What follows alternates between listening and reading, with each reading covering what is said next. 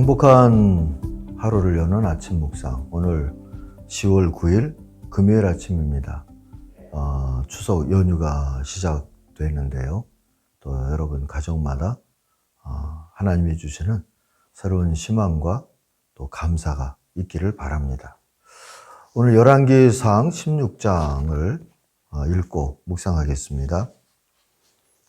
여호와의 말씀이 하나님의 아들 예후에게 임하여 바사를 꾸짖어 이르시되 내가 너를 티끌에서 들어 내 백성 이스라엘 위에 주권자가 되게 하였거늘 네가 여로보암의 길로 행하며 내 백성 이스라엘에게 범죄하게 하여 그들의 죄로 나를 노엽게 하였은즉 내가 너 바사와 네 집을 쓸어버려 네 집이 느밧의 아들 여로보암의 집같이 되게 하리니 바하사에게 속한 자가 성읍에서 죽은즉 개가 먹고 그에게 속한 자가 들에서 죽은즉 공중의 새가 먹으리라 하셨더라.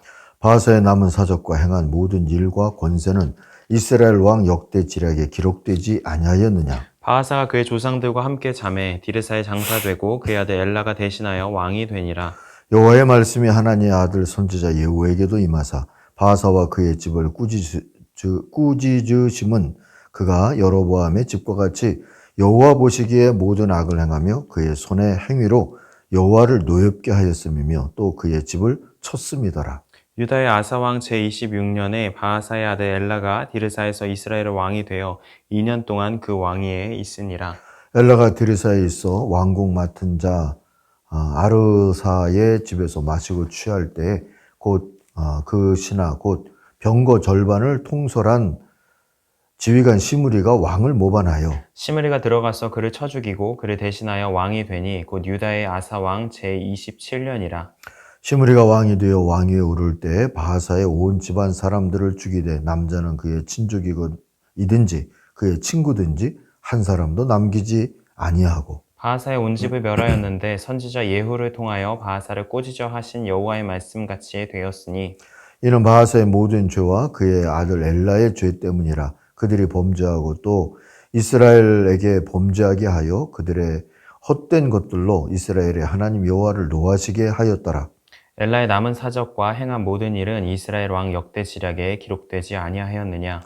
유다의 아사왕 제27년에 시므리가 디르사에서 7일 동안 왕이 되니라. 그때 백성들이 블레셋 사람에게 속한 기쁘돈을 향하여 진을 치고 있더니 진중 백성들이 시므리가 모반하여 왕을 죽였다는 말을 들은지라. 그날에 이스라엘의 무리가 진에서 군대 지휘관 오므리를 이스라엘의 왕으로 삼음에 오므리가 이에 이스라엘 무리를 거느리고 기쁘돈에서부터 올라와서 디르사를 에워쌌더라. 시므리가 성읍이 함락됨을 보고 왕궁 요새에 들어가서 왕궁에 불을 지르고 그 가운데서 죽었으니 이는 그가 여호와 보시기에 악을 행하여 범죄하였기 때문이니라.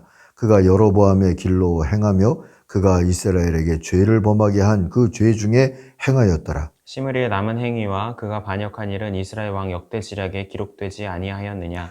그때 이스라엘 백성이 둘로 나뉘어 그 절반은 기낫의 아들 디브니를 따라 그를 왕으로 삼으려 하고 그 절반은 오므리를 따랐더니 오므리를 따른 백성이 기낫의 아들 디브니를 따른 백성을 이긴지라. 디브니가 죽음에 오므리가 왕이 되니라. 유다의 아사왕 제31년에 오므리가 이스라엘의 왕이 되어 12년 동안 왕위에 있으며 디르사에서 6년 동안 다스리니라. 그가 은 2달란트로 세멜에게서 사마리아 산을 사고 그 산 위에 성읍을 건축하고 그 건축한 성읍 이름을 그 산 주인이었던 세멜의 이름을 따라 사마리아라 일컬었더라. 오므리가 여호와 보시기에 악을 행하되 그 전에 모든 사람보다 더욱 악하게 행하여 느밧의 아들 여로보암의 모든 길로 행하며 그가 이스라엘에게 죄를 범하게 한 그 죄 중에 행하여 그들의 헛된 것들로 이스라엘의 하나님 여호와를 노하시게 하였더라.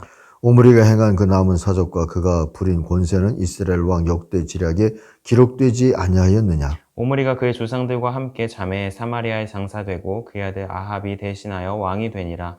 유다의 아사왕 제38년에 오므리의 아들 아합이 이스라엘의 왕이 되니라. 오므리의 아들 아합이 사마리아에서 22년 동안 이스라엘을 다스리니라. 오므리의 아들 아합이 그의 이전의 모든 사람보다 여호와 보시기에 악을 더욱 행하여 느밧의 아들 여로보암의 죄를 따라 행하는 것을 오히려 가볍게 여기며 시돈 사람의 왕 엣바알의 딸 이세벨을 아내로 삼고 가서 바알을 섬겨 예배하고 사마리아에 건축한 바알의 신전 안에 바알을 위하여 제단을 쌓으며 또 아세라 상을 만들었으니 그는 이전에 이스라엘의 모든 왕보다 심히 이스라엘 하나님 여호와를 노하시게 하였더라. 그 시대 베델 사람 히엘이 여리고를 건축하였는데 그가 그 터를 쌓을 때에 맏아들 아비람을 잃었고 그 성문을 세울 때에 막내 아들 스굽을 잃었으니 여호와께서 눈의 아들 여호수아를 통하여 하신 말씀과 같이 되었더라.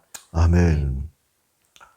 오늘 16장 묵상의 제목은 부하고 어두웠다 입니다. 31절이 요절입니다. 아합은 여로보암의 죄를 따라가는 정도가 아니라 오히려 더 앞질렀다. 그는 시돈 왕 엣바알의 딸인 이세벨을 아내로 삼았으며 더 나아가서 바알을 섬기고 예배하였다. 자, 아사가 유다를 다스리는 동안에 북쪽 이스라엘 왕국은 무려 6왕이 갈리었습니다. 예후의 경고대로 바하사의 아들 엘라가 시므리의 반란으로 죽으면서 여로보암처럼 바하사도 왕조를 만들지 못하고 왕 노릇을 끝내고 말았습니다. 자, 요 이야기 부분이 아침 큐티 중에 오류가 되어 있는 부분이 있는데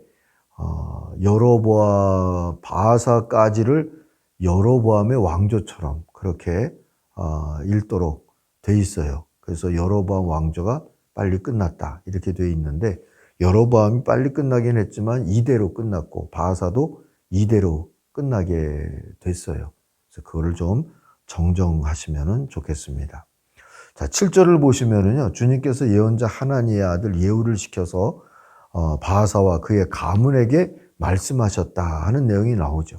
바하사가 여로보암의 가문처럼 주님께서 보시기에 악한 일을 함으로 주님의 노를 격동하였을 뿐만 아니라 여로보암의 가문을 치기까지 했기 때문이다 했어요.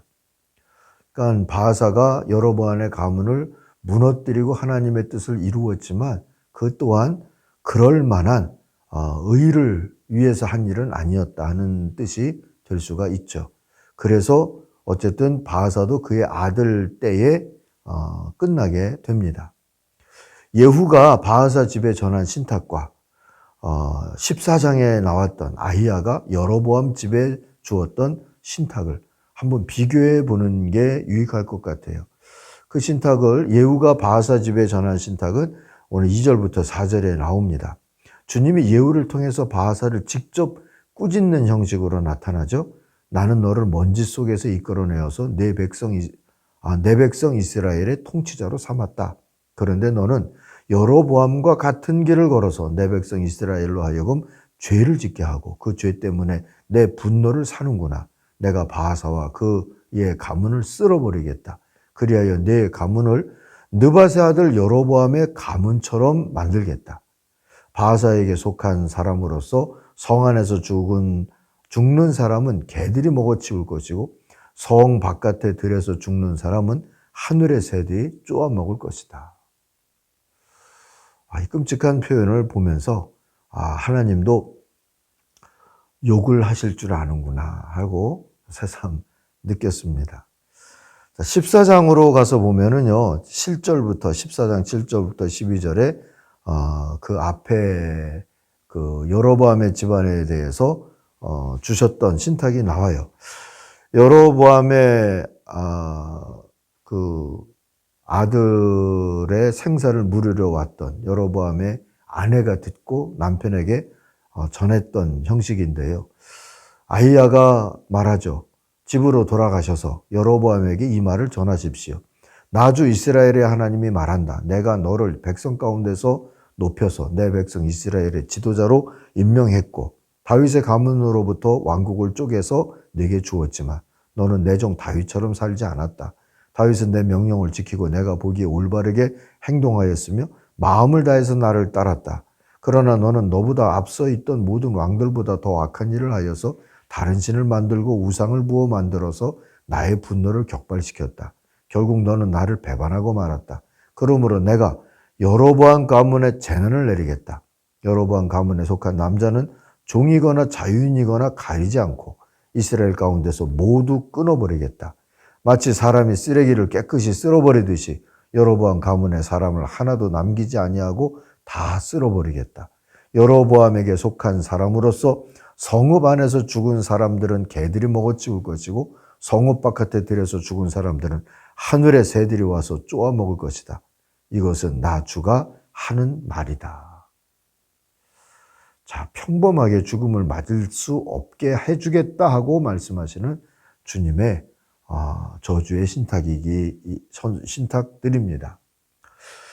이렇게 비교해보는 이유는 바하사가 어쩌다 왕이 됐다고 해도 24년이란 통치 기간이면 충분히 예언자적인 숙고와 성찰을 할 만한 시간이었을 텐데 하는 아쉬움에서입니다. 바하사가 예후를 통해서 직접 주님께 꾸짖음을 당한 이유가 성찰과 회개를 회피했기 때문이 아닐까 싶죠. 자기가 무너뜨린 여로보암 집안이 무너지게 된 이유와 의미를 한 번쯤 살펴보았더라면 바하사는 새로운 기회를 만나지 않았을까 하는 생각을 가져봅니다. 여기서 우리가 받을 교훈도 있죠. 우리도 해방된 지 77년이 지났습니다. 그러나 여전히 예언자적인 역사관으로 역사를 보지 못하고 정파적이고 이념적이고 진영 논리적인 역사관, 이걸 역사관이라고 하기에도 부끄럽지만요. 그런 것으로 역사를 배우고 있습니다. 그마저도 입시가 아니면 진지하게 역사를 대할 이유나 동기도 못 배운 채 자라나는 다음 세대가 많습니다. 지난달 30일에, 8월 30일에 유신 말기에 있었던 긴급조치 구호의 피해자들에게 국가가 배상할 책임이 있다 하고 대법원이 전원 합의체 판결을 내린 일이 있습니다. 이 판결이 주목을 받은 이유는 2013년도, 벌써 10년 전에 유신 독재에 대한 비판을 틀어막기 위해 발효된 구호의 문제를 인정하면서도 원고 패소 판결을 내려서 국가의 배상 의무는 부정했었던 일이 있었거든요. 그걸 9년 만에 대법에서 뒤집었기 때문입니다. 그것도 13명 전원 일치로 뒤집었습니다. 유신 체제와 박정희 대통령을 비판하면 영장 없이 체포되고 구금이 가능했고 1년 이상 10년 이하의 유기징역과 자격정지에 처할 수 있는 조치가 긴급조치 9호였습니다. 또한 직장 해임과 학교 제적도 얼마든지 가능했습니다. 유신헌법을 철폐하라 한마디에 1년 선고를 때렸고 그대로 집행이 되기도 했죠. 75년도 3월에 동아일보 자유언론 실전 투쟁위를 비롯해서 언론 자유 투쟁을 하는 일이 일어났는데 그러면서 기자들이 대량 해직을 당하는 일이 일어났고요. 그해 5월에 긴급조치 9호가 발령됐죠. 그리고 유신이 끝나기까지 4년 7개월 동안에 1000명가량이 이 조치로 처벌을 받았습니다. 2013년도 원심에서는 고도의 정치적 국가 행위로 정치적 책임만 질 뿐, 국가는 정치적 책임만 질 뿐 국민 개개인에게 법적 책임을 지지 않는다 하는 판례를 내렸었죠. 만약 이 판례가 그대로 유지됐다면 법을 명분 삼아서 법치주의를 파괴하는 행위를 다시 자행을 해도 국가는 법적 책임을 지지 않는다는 위험한 선례가 계속될 뻔했다 하는 평이 남았습니다.